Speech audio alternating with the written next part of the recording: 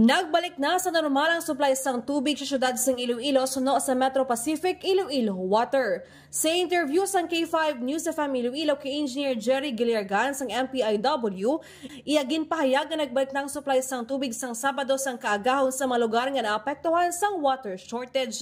Ginpatagman sa natungdan nga hindi madungan ang pagbalik sang tubig sa mga lugar bangod per area ang ilag ginapatubod. Lakip sa mga lugar nga nagbalik na ang supply sang tubig ang mga banungas sang Leganés, Pavia, distrito sang Haro, La Paz, ug pila ka porsyon sang city proper.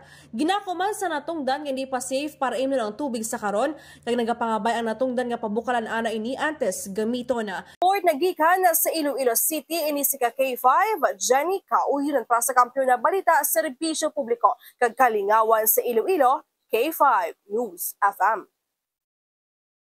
Ang ining balita ang ginadulong sa inyo sang DTX Coffee Mix. Himo sa natural nga sangkap pareho sang amarkuso, chia seeds, desugared sugared cane extract powder. DTX Coffee Mix. Nakakapi ka na, naka-detox ka pa. DTX Coffee Mix. Mabakal sa mga butika.